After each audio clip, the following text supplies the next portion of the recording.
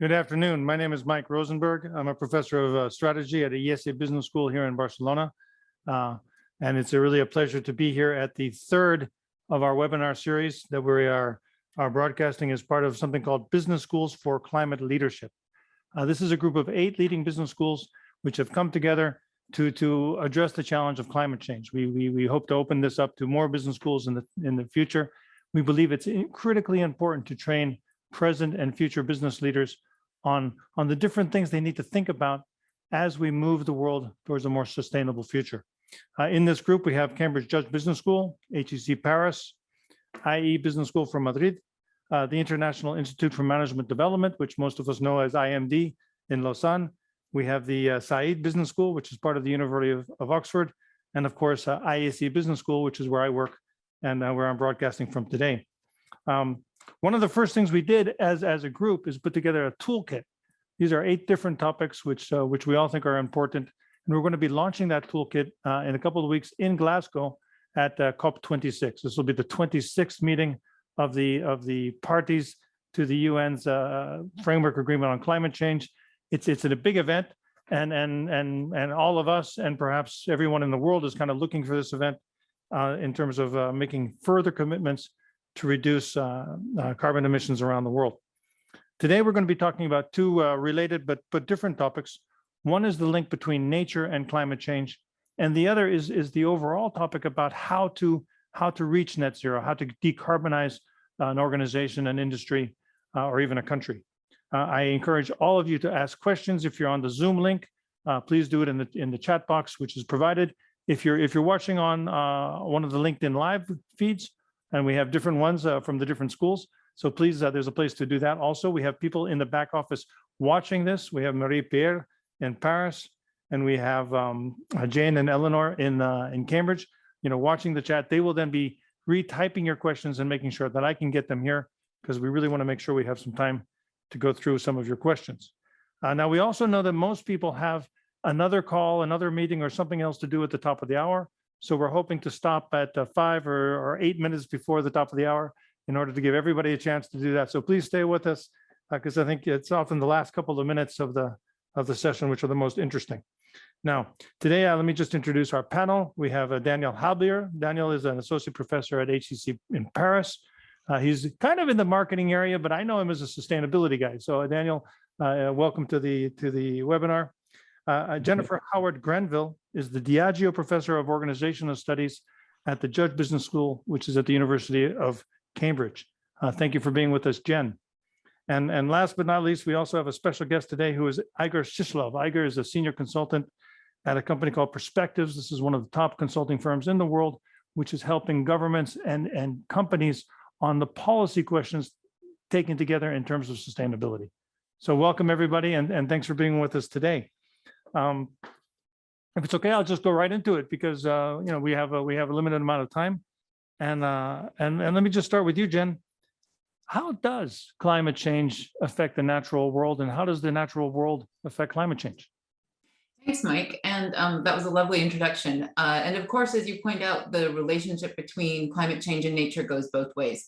So most obviously, climate change is affecting nature. We see dramatic evidence of that. For example, we see intense wildfires. We see floods that are affecting coastal ecosystems and habitats.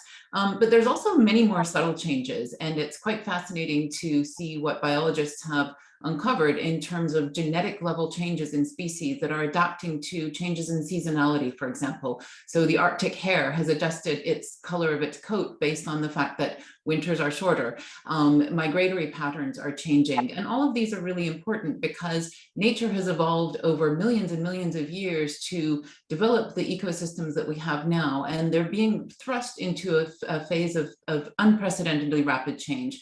So climate change is definitely affecting nature, but nature affects climate change. One of the key ways that we're going to tackle climate change is through nature-based solutions. And it's quite interesting to note that forests already remove about 25% of human-sourced carbon emissions. And there is the potential for about 1/4 of the cost-effective climate mitigation to come from protecting and restoring forests worldwide. So nature plays a huge role in our ability to tackle climate change.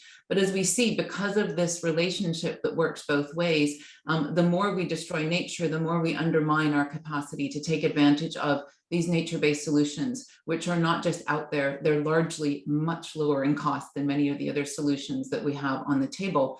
So for example, the Amazon rainforest alone holds a decade's worth of human-sourced carbon emissions, or the equivalent of a decade's worth of human carbon emissions. It's an enormous sink for carbon, but we have already collectively destroyed about 20% of the Amazon. And as climate change occurs, the Amazon itself will be subject to more rapid destruction because of changes in rainfall patterns, because of intensification of wildfires. So we need to think very, very carefully about these interactions between nature and climate change and what they mean for the potential to address both climate change itself and nature positive agendas. So Jen, you say we, and I get the sense you mean, civil society, the world, the planet, governments, et cetera. Why should business be interested in this topic? Absolutely. Well, we should all be interested, but specifically business, because, business relies directly or indirectly on the fruits of nature every single day. So a significant portion of the world's economy is directly related to values that nature provides through, for example, what we call provisioning services. So these are the things that the foods, the fibers that we use in textiles, the timber that we use in building, all of these are sourced from nature. And so many, many companies in some way, shape, or form, either directly or through their supply chain, relies on what nature provides to us. Even more companies rely on what we call nature's regulatory services, which are often things that are unpriced in the market right now. So this includes clean water, this includes clean air, this includes flood protection for communities or around businesses. So again, the kinds of things that we're reading about daily in the newspapers are affecting businesses, not just those who produce in the agricultural sector and who rely directly on foods and fibers, for example, but every business, even businesses whose employees need to commute, need to live healthy, safe lives. As we undermine ecosystems, we really do undermine the ability for people to live and work and carry on in their typical ways. And so to undermine not just the threat, but the opportunity, the World Economic Forum has estimated that by 2030, there could be $10 trillion US of business value created by attending to some fundamental ways in which we can protect and restore nature, which includes looking at how we're deriving energy, how we're interacting with our infrastructure in the built environment, and of course, the food, land, and ocean use that we take part in. Jen, maybe we'll get to that a little bit later, but would you say that maybe, in historical terms, business is taken for granted that we have this abundance of nature to enjoy? Is that?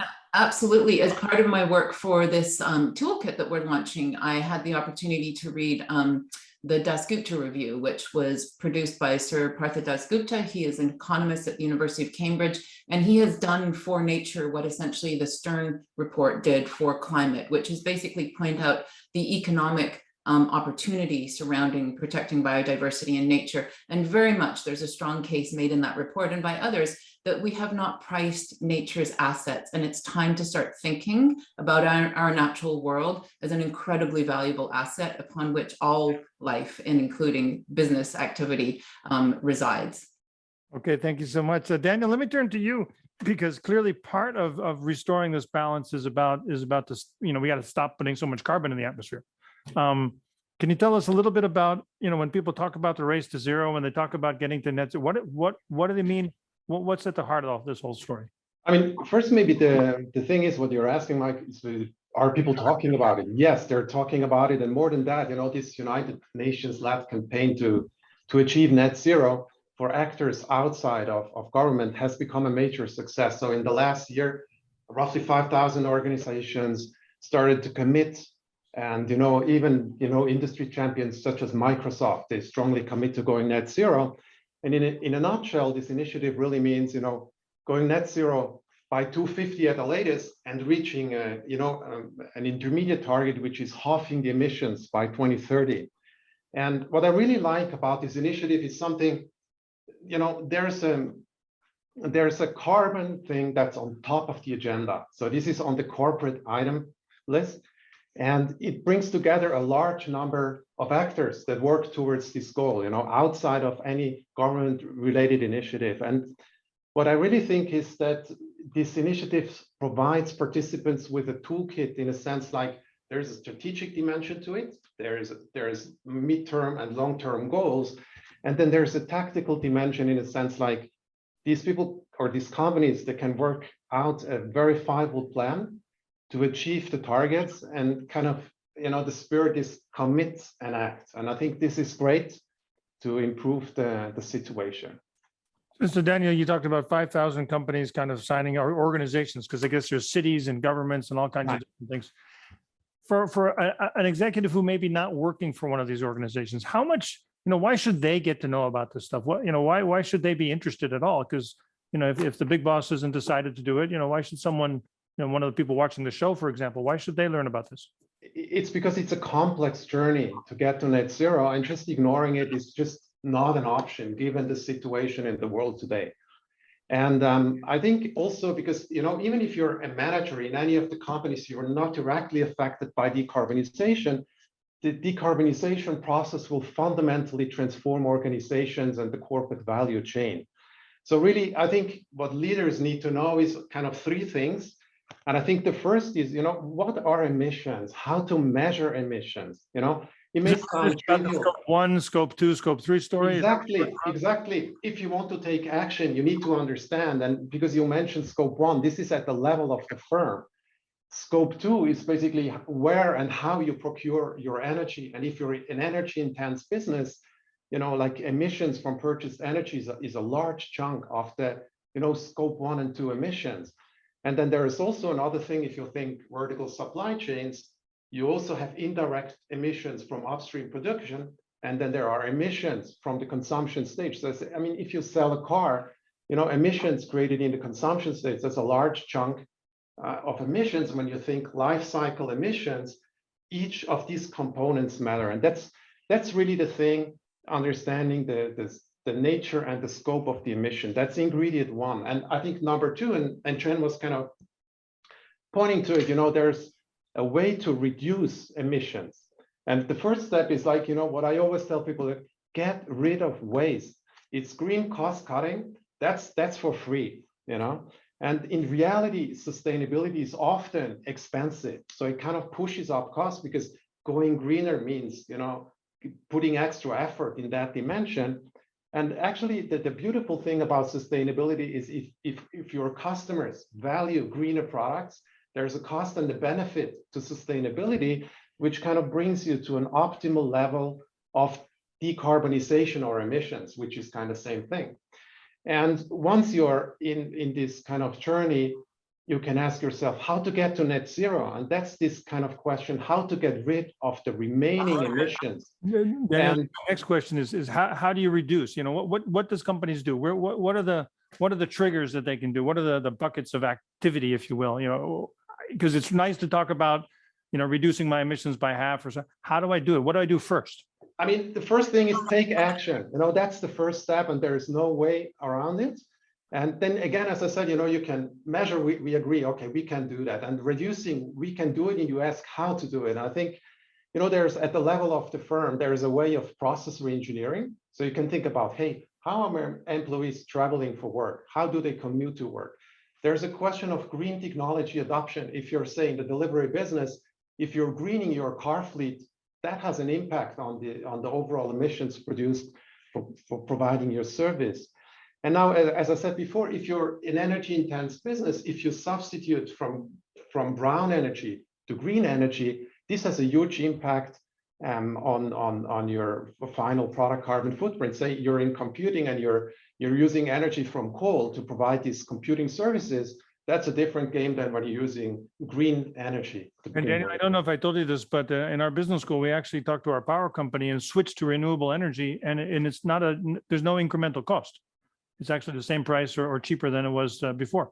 You see, it depends on the nature, like at what time of the day people use energy, for what do they use it, I mean, there are all sorts of questions, but you're pointing to the right thing.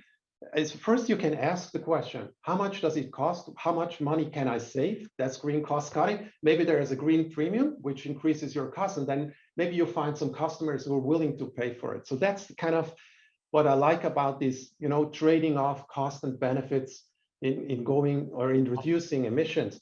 And then what you were saying, what are the possibilities to clean up the rest? That's the end of pipe approach, where you can either offset the emissions using nature-based solution, and what Chen has said, there's a lot out in the nature that can absorb carbon, and then there are also technology-based solution, direct air capture and storage of carbon, and maybe we can talk later about it. But these are, I mean, the two kind of main tools, and just maybe to put some of it into perspective, I think it's important. I like the reducing approach. The offsetting approach is tricky in a sense, as I mentioned, it's an end of pipe approach. And in loose terms, producing the mess is separated from cleaning up the mess. So basically, if you're producing in Europe, it's kind of a different thing when you plant trees in Africa. So there's an issue, I mean, because you spoke about it earlier, Mike, there's geopolitics involved, there's fairness involved, there's ethical questions that leaders need to be able to answer when they provide offset programs. I think that's really key. And also because we were just talking about offsetting, it's a huge issue to ensure verifiability. I mean, there are providers that offer, verifiable carbon offsets, internationally established firm, but still as a consumer or a manager, you need to make sure that the carbon is actually offsets. I mean, that's one thing. And another thing is just a question of time horizon. The emissions occur today, and the question is, when are they offset? I mean, tree planting is fantastic, but if it takes 25 years to offset the carbon of a flight today, that's just a difficult question to answer. And Daniel, leaving offsets aside, I think you mentioned something about, reducing the carbon footprint of specific products and services. Yes. Is there such a thing as a zero emission product or service? I mean, is it, what does that mean? I mean, that's an interesting question. And, I mean, it depends how you define zero. That's what the thing is all about. Is it net zero, meaning you have emissions prior to offsetting? And when you have like one of these emission offsetting tools, you bring them down to zero, to net zero. And like when you think about, from a climate change perspective, it doesn't matter. Net zero is the same as zero. It's just it's an ethical question, or it's a question about from a product point of view, Daniel, what do you have to do? Do you have to like make products lighter, smaller? I mean, the thing is, if consumers demand greener products, or if regulators push for greener products, then you have to bring down the product carbon footprint by reducing emissions across the corporate value chain, either at the level of the firm, at the level of the inputs, or at the level of the vertical supply chain. There's nothing else you can do about it directly to reduce emissions. And then there's the other part of offsetting the emissions. And what I'm trying to emphasize here, and that's an important point, if you have a greener product because you design it in a new way, the problem is this product can be very successful in the market, meaning overall emissions go up. You have a smaller, emissions out. I make something with a smaller footprint. I sell lots of them, and my footprint actually might go up because I was so successful. Right, and that's actually where that's the tragedy. Sometimes it's called a rebound effect. Okay. And with carbon offsetting, you can clean up this mess. And as you were saying, is there something like a zero carbon product? Actually, people are working towards carbon negative products these days. That's the latest trend. And this is especially in material science, where firms try to inject, captured carbon into basically building materials or other things. Cement, it's a big deal, yeah. Yeah, so there are net zero carbon products. My low carbon product instead of someone else's high carbon product, if I sell more, that's okay, because the planet's going to benefit anyway, right? Right. My carbon emissions will go up, but at least, the planetary emissions should go down, and I'll win market share. So it's still a win for me. It is. Yeah, I was saying, as long as you can offset what you do, as long as the organization is at net zero, it's not a problem from a climate perspective. There are other issues related to that. Got it. Let me ask the same question to Jen that I asked you, which is, what should business do with respect to nature? Because you say to me, respect nature. Yeah, okay. But where do I start? Great question, Mike. And I think in many ways, as I alluded to earlier, our economic system, our business incentives are not created in a way that we can inherently respect nature because of the fact that many of the things that nature provides for us are unpriced in the market. But I think increasingly, companies are recognizing that both their long-term ability to stay in business and their orientation towards risk needs to start considering these issues very seriously. So I would say, first, do no harm, that phrase. Conservation ecologists tell us that the best thing to do with nature is to leave it in place. Leave intact ecosystems in place.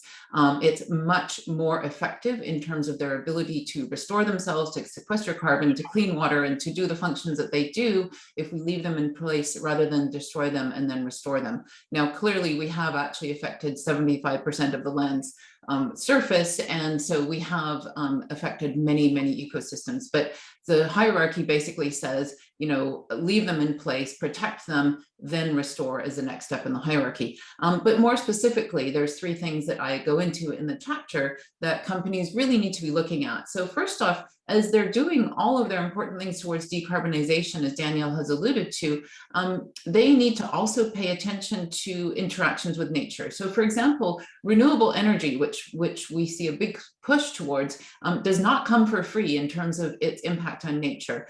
We know that hydroelectric electricity has some very significant impacts on entire ecosystems and watersheds. Solar energy actually seems to be pretty benign in terms of its impact on nature, but you have to have carefully thought out, siting and provisioning. Wind power has some significant impacts potentially on migratory birds or bats. And so involving ecologists and involving people who take account of the impacts on the natural world is absolutely essential when one is thinking about responsible projects around renewables, not just in siting and establishing them, but throughout their life cycle. So that's a key thing that businesses need to ask. Are our renewable plans actually consistent with a nature positive agenda? The second thing they need to look at very carefully is our decision making taking account of risks associated with nature. And those aren't simply in, we may no longer have a supply chain for agricultural products, for example, but for any businesses, their consumers, their employees, they will be affected by not only the more extreme events we're seeing around climate change, but how those impact on nature and ecosystems. And so the task force for nature-based financial disclosures is something to keep a close eye on. It very closely mimics the task force for climate-based disclosures, and it's a few years behind, but it will be putting in place some frameworks that businesses should certainly become familiar with in looking at these nature-based risks. And finally, of course, we need to talk about carbon offsetting, as Daniel has already mentioned. And I think companies need to be really aware of the quality of offsets that they might use. Generally, it's felt that one should only resort to offsetting if it's really, really hard to abate or find an alternative to emitting those carbon-based emissions. There are some sectors that are going to be very, very hard to substitute. So for example, air travel, we're a long way from commercial electric aircraft. And so the rest of businesses should really focus on what they can do. As Daniel said, there are many, many actions that could be taken to decarbonize before resorting to carbon offsetting. And I had some experience recently with the board of a company. They were talking about different offsets they could choose. Some were more expensive than others. Are the more expensive ones better necessarily? Well, I think, I had a wonderful conversation in preparing for the chapter with two of our academic specialists in the plant sciences department here. And they will say that the best thing to do is what nature provides for free, which is healthy, robust, wild forest lands. So the purchase of offsets, though, is very much a market-driven thing. But I think in terms of businesses considering their use of offsets, the most important thing is to be very, very careful about the underlying value of those assets and how well they're being managed. So for example, about 45% of the forests that are now pledged for reforestation are being replanted as monocultures. And I think we all know that monocultures are not producing robust ecosystems. They just put in pine or eucalyptus as far as the eye can see. Yeah. And it's different than a natural forest, which is different species and bushes and Very different. Yeah, very different. And one thing I learned that surprised me is, soils. It's not just the trees. Actually, soils might be sequestering as much as 40% of land-based carbon sequestration. So that's actually fascinating. We need healthy soils, and you don't produce a healthy ecosystem by monoculture planting. Amazingly, also wildfires, which we think of as sort of devastating and negative in terms of carbon sequestration, natural wildfires or well-managed wildfires in a well-managed forest will actually restore forests, not just so that the trees come back, but also the soil carbon and the potential for the carbon to absorb the soil is protected. So we need ecologists at the table when we're making these kind of decisions. So if you're looking at carbon offsetting purely from a cost point of view, buyer beware. So this summer we had some devastating wildfires in the American West. They were far more intense than they would have been in the absence of the dry conditions produced by climate change.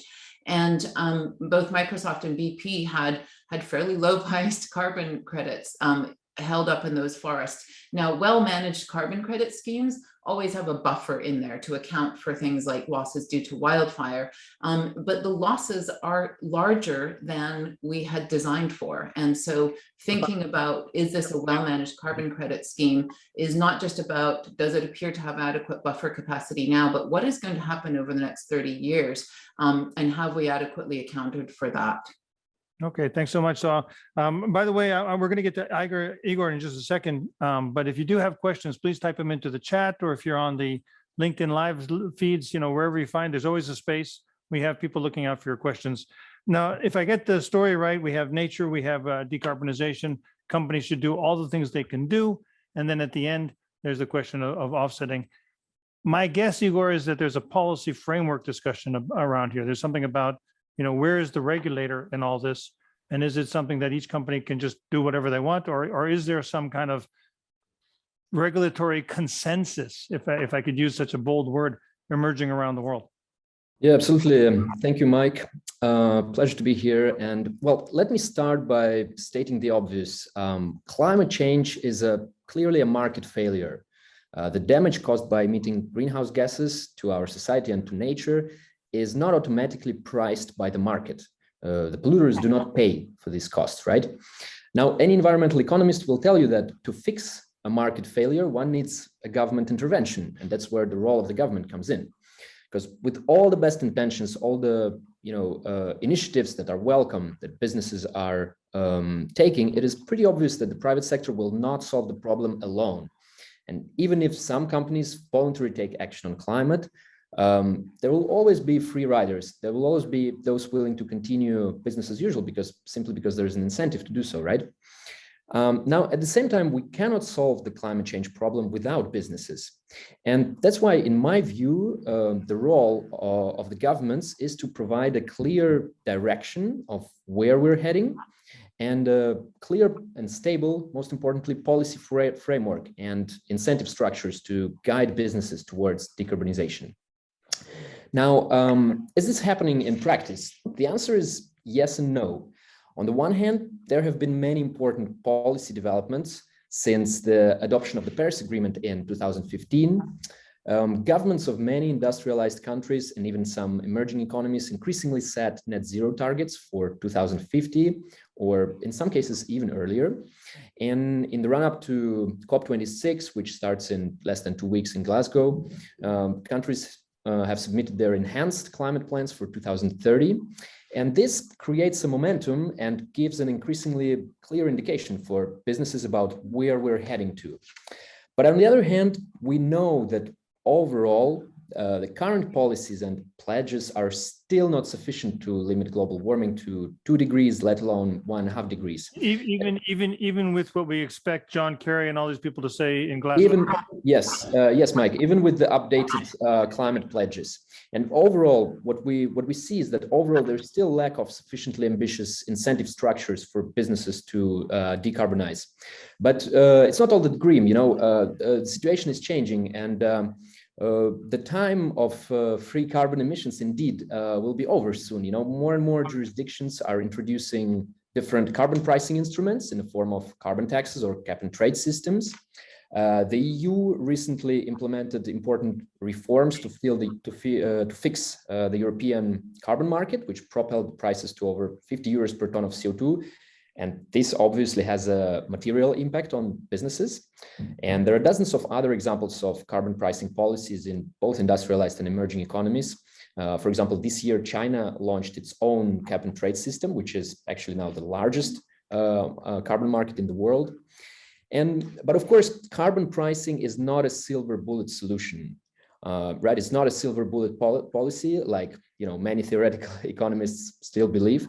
From my field experience working with the governments and with the private sector, it's quite clear that in practice, there are also many non-pricing barriers to decarbonization that require additional policies beyond carbon pricing, and governments should and are in fact implementing those complementary policies such as building codes, fuel standards, R&D support, energy efficiency, and of course policies to protect nature, as Jan was mentioning earlier.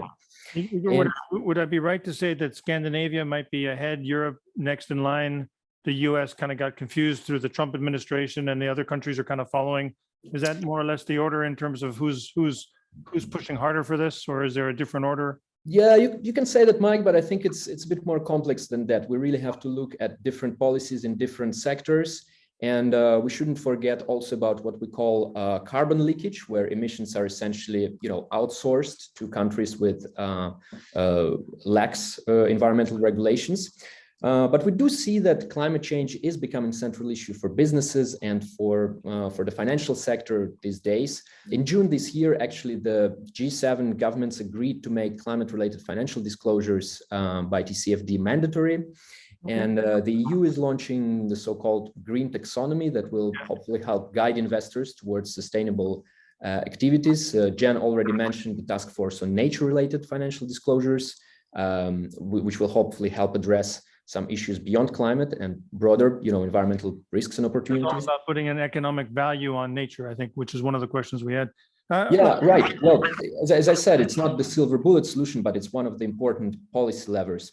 Igor, we've got lots of questions. If I could just start with you for the first question. I know you got more to say, but we'll bring you back in a minute. But I do want to get to 3 or 4 questions. Let me give you the first one, which is carbon taxes the silver bullet? This is from Anne Freisch, from one of the HEC people. But a carbon tax, deal's done. People will build it into their prices and everything's good. Great question. And indeed, that's what many people still believe. But unfortunately, it's not as simple as that. Carbon tax or a cap and trade system is indeed an important policy instrument, and it can work especially in sectors where relative prices of products and fuels are involved. So, for example, when the price in the EU emissions trading scheme is sufficiently high, we can observe an immediate switch from coal to gas-fired power generation, which is less polluting, right? But then we have other sectors where we really need to think about more long-term transformations of infrastructures, or, for example, energy efficiency measures, that are economically attractive anyway, right? But they're still not happening because there are other barriers. There may be investment barriers, there may be lack of information. And that's why governments should put in place complementary policies to support this action. So carbon pricing is important, but it's definitely not a silver bullet solution. Thank you. Now we have 3 or 4 kind of categories of questions, lots of questions, but there's kind of 3 or 4 categories. And this is to anybody who really wants it. Maybe we'll start with Daniel. Is a carbon-free supply chain really possible? Or is it just kind of a crazy dream? I think the feasibility is hard to imagine today because a lot of stuff can change in the future. But I think thinking about emissions in a way to understand where they come from, what can be done in terms of optimization, and what is really an unavoidable residual, that's just something that, once you start to think about the problem this way, you can really maybe find a solution.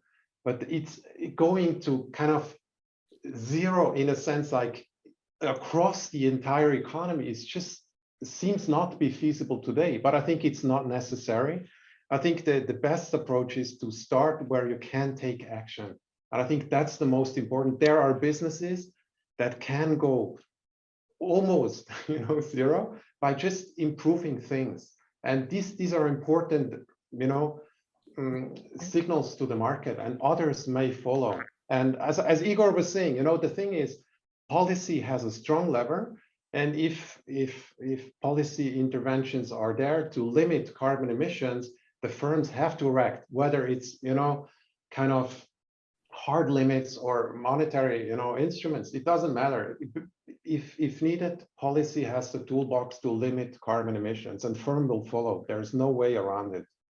Okay, Jen, you want to quickly have anything to add to that? Is it realistic someday?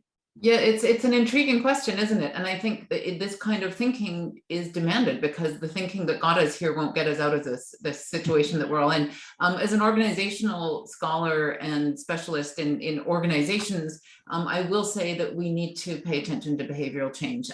So if we intend to produce all the same stuff that we now have and produce it for the rest of the world that doesn't necessarily consume the stuff that we do in the Western world, we're fooling ourselves, because a carbon-free system in which we consume and travel and do things in the same way that we're doing, and do them in increasingly in more intensive ways, it just doesn't add up. I mean, textile production per capita has doubled since the 1970s, and I would argue we're not necessarily better clothed. So, we're just using more stuff. And I think, to Daniel's point, it will just become more and more impossible to decarbonize when we're using so much stuff. So the other side of me, however, is a recovering engineer. And I always tell people, you need to do the math.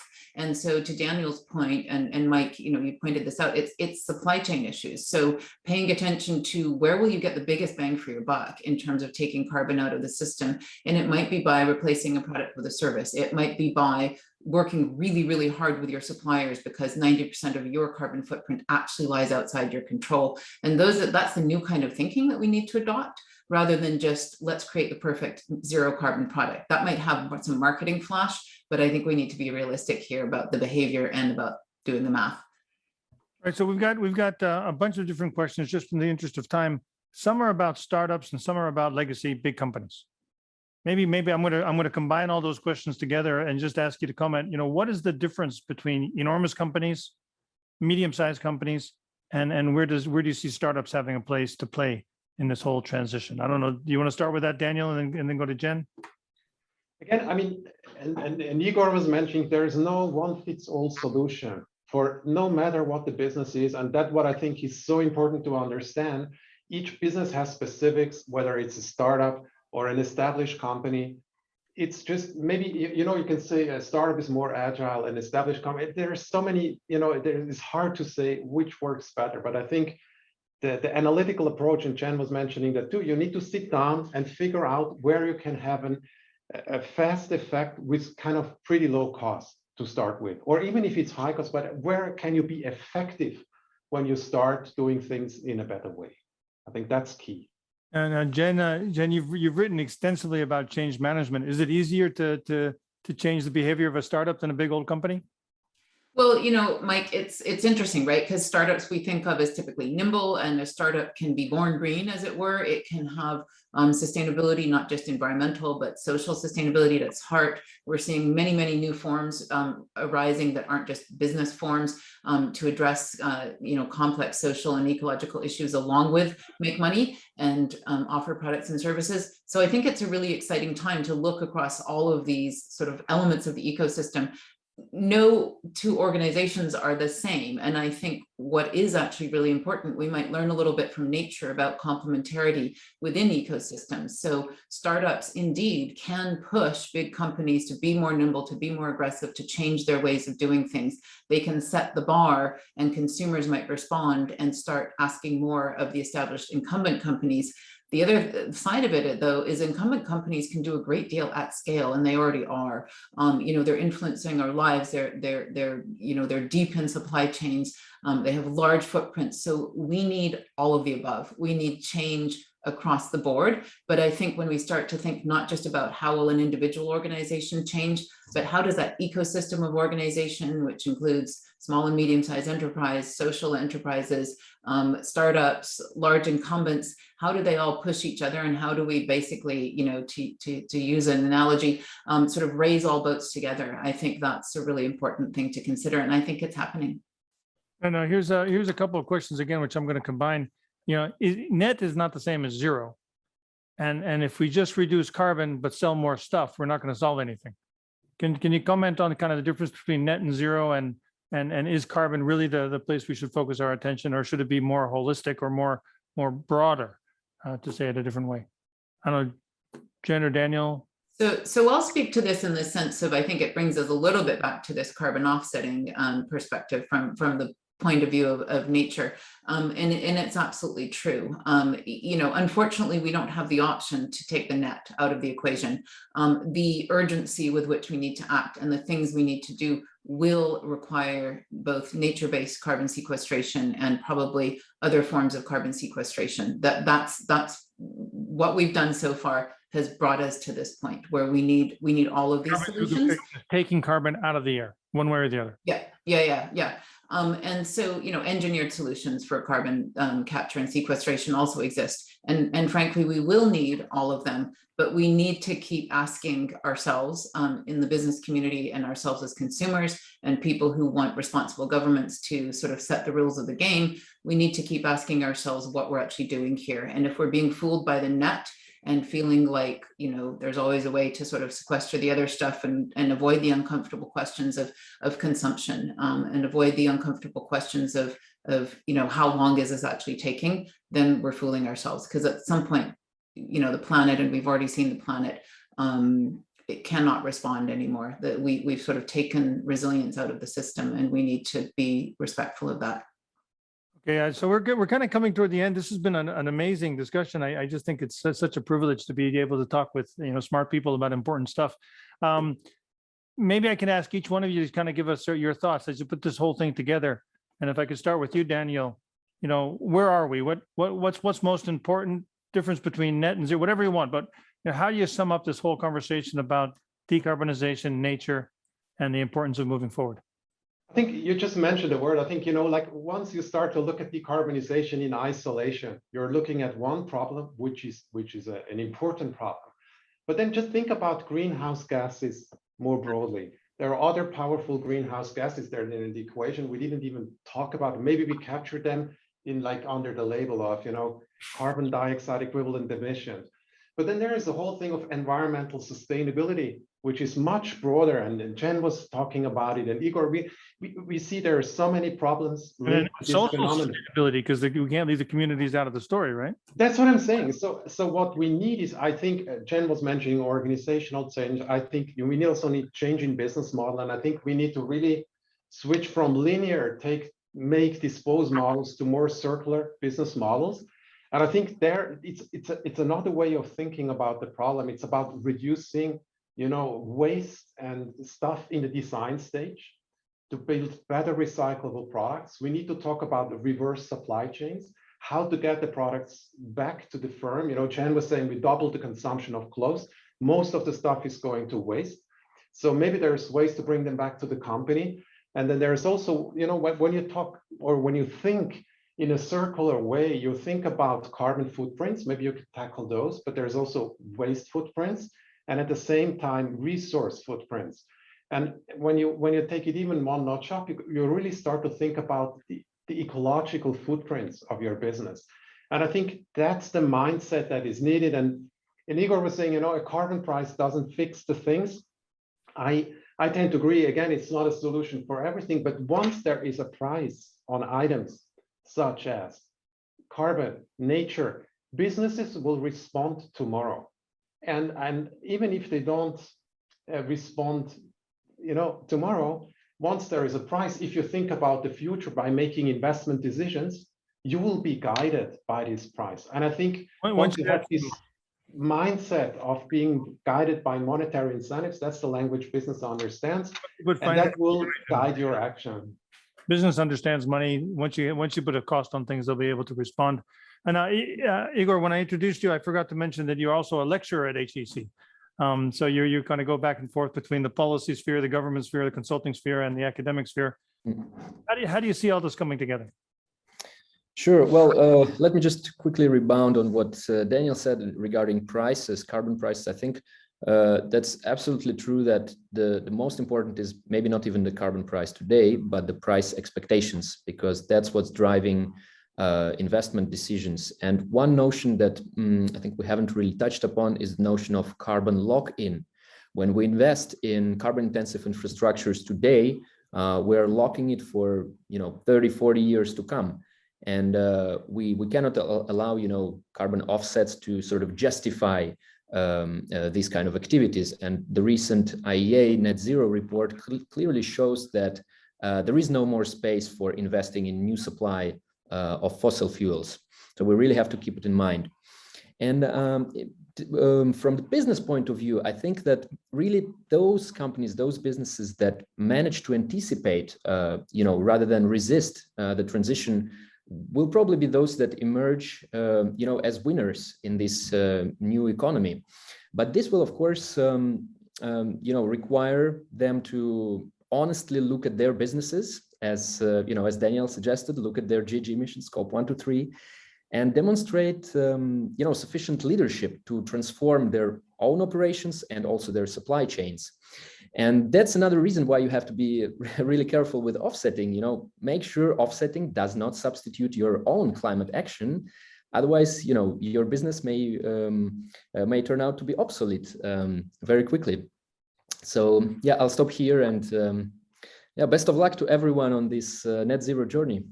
Thank you so much, Igor. Jen Howard-Grenville, how do you see all this coming together? Yeah, I guess my key message to the business and finance community in thinking about these issues is climate change is complex enough, and climate change is extremely urgent. But the biodiversity challenge is also extremely urgent. Many of you may or may not know that we have 2 COPs going on right now, and the other COP is in Kunming, China, and it deals with the Convention on Biological Diversity. And increasingly COP26 and COP15 on the Convention on Biological Diversity are coming together, and so we should too. We have one planet. Nature and climate change are intimately connected, and so as businesses are considering their climate actions, I'm afraid we need to make it even that little bit more complex and see if these actions are also nature positive and can be. There are many, many ways that we can have co-benefits by actively managing forest lands, for example, by actively managing nature, that will get us to, achieve both, mitigating climate change and also protecting nature. But to do it, businesses have to take the hard step of recognizing that there are many, many things that they need to understand. So get that climate scientist in the boardroom, get that ecologist in the boardroom, have them talk to each other, and inform yourselves about how to deal with these complex risks and vulnerabilities that we're all facing. Jen, just a follow-up question on that. So again, if you don't understand how this whole thing works and what it's called, COP is the Conference of the Parties. So in 1992, the world more or less signed an agreement at the United Nations to tackle climate change. It took them a long time to get to COP21, the 21st meeting of that group to agree on the Paris climate deal. And now we're on COP26, which is the 26th meeting of that group, spreading out over 30 some odd years. In the biodiversity space, it's COP15. So I guess that's the 15th meeting of that treaty. Have they gotten, or will they get to the equivalent of the Paris climate deal anytime soon?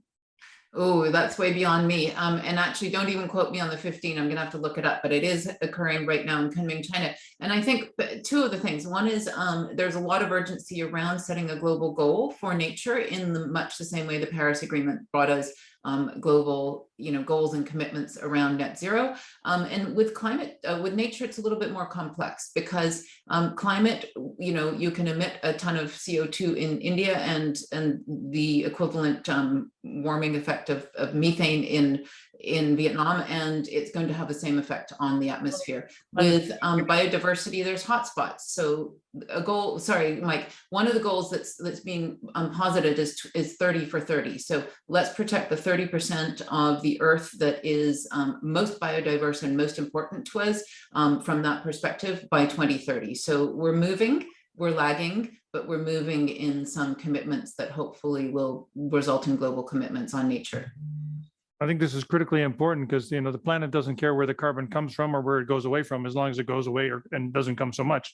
But from a biodiversity point of view, you know, the ecosystem of the Amazon is different than the Pacific Northwest of the United States or the forests in Italy. They're all different places with all different kinds of things, different communities and different things going on.